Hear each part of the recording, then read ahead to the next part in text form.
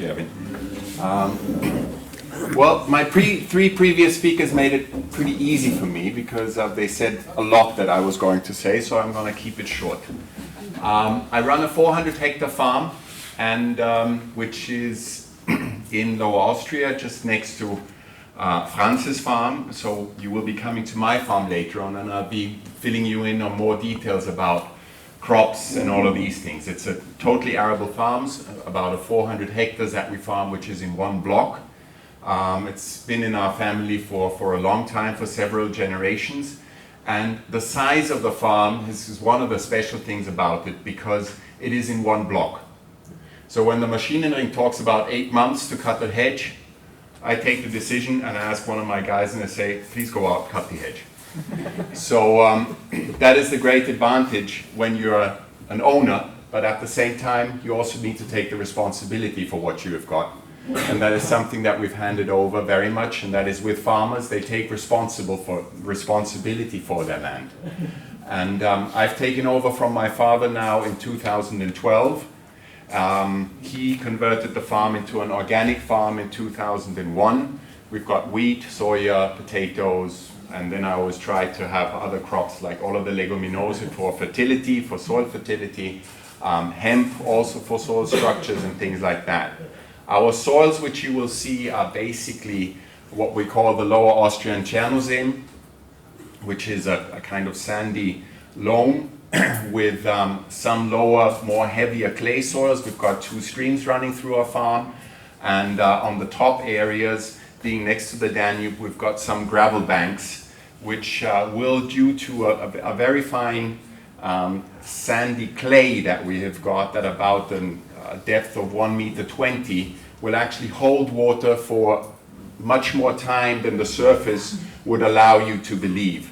So we can get good yields of up to, our wheat yields are between, I say on average about 4,000 tons for wheat, but that can go up on the lower clay soils to up to 6,000 tons and over of organic wheat. So we're very happy with that, and when we talk about planting, the most limiting factor for us is always is water, actually, on those things. So we, to take maize, which would be water intense, as we know, we would be getting, our best yields would be around 8 tons, but if it's a dry summer like this one, you would probably go down to 4 tons, so I've taken maize out of the crop rotation. What makes my farm so special? Yes. What makes it so special for me to share with you, because it really is a pleasure to share this with you, and I look forward to the dialogue that we will be having tomorrow. I've rebranded when I took over, and I called it the Naturverwaltung Colloredo Mannsfeld. So I asked myself, what do I do? I've got 400 hectares arable, I run some forestry, we run a shooting estate, so with small game and red deer, roe deer, wild boar.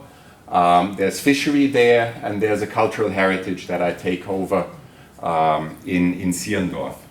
And it was always, previously it would be like the Colloredo Mannsfeld agriculture, forestry, estate management. And I said, like, you cannot communicate this in today's day. So I called it the NCM, which is the Naturverwaltung Colloredo Mannsfeld, because I think this is what we do. We get our land given for a certain amount of time, and we get the responsibility for it.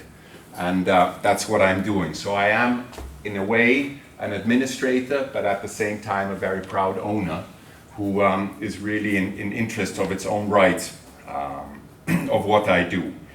The second thing I would say is I come from a family, and that's the aspect that was also mentioned from Ableidinger, is I come from an aristocratic background, and I come from a family which has got a long hunting with a long hunting tradition. So we've got records which go back very far, and we've always hunted over the land of our agriculture. And interesting enough, a lot of the innovation that comes on our farm comes out of this corner. Because when you're a hunter, you want to hunt, which means you need to maintain biodiversity. You need to keep your hedges. You need to keep your woodlands. You need to keep them fit. We all know that the most interesting part is that area between your field and your forest or your hedge. That is where the biggest biodiversity takes place. That is where every singing bird is, and if there's a singing bird, there will be a pheasant, and there will be a hare, or there will be a partridge. So it is suddenly each corner of your farm where you say like, what are we going to do with this piece of land? It's only stones and there's nothing there. Suddenly all of these parts become an opportunity. How could we do that? What can we attract there? Is this the right place to feed birds, to give them water where they need it in the summer? So you're maintaining nature on the whole time of what you're doing. You find your headlands interesting. You're interested in your trees because you know within your trees we'd be in a lovely old, over 100-year-old lime alleyway where there's birds in it, birds of prey which live there, there's bees in it, there's pigeons in it, there's all of these things which come with that. And as I love this alleyway, it's like, what did I create? I created a headland with 3 meters next to it. But I don't do this only because ÖPOL tells me that I should be doing this, or the European Union allows me that, but I do that because I want to, because I believe this is the right thing to do on a farm and to have stewardship for a farm. So I very much look forward to seeing you tomorrow and to sharing more of that and to answering questions of that with you, because I wrote down my final sentence is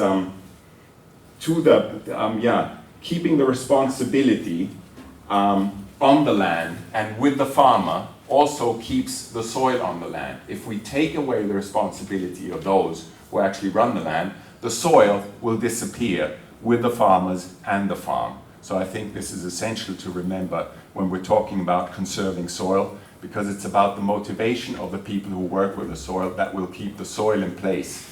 And we need to educate them, because there's quite a few of our guys who make big mistakes, so we're not above the law or anything like that. But I believe that it is motivation. We've got countries in here where motivation was taken away, and now they're working to put back their land again and make it interesting and make it viable and bring wildlife, birds, insects, and all the rest back into the countryside. Thank you very much.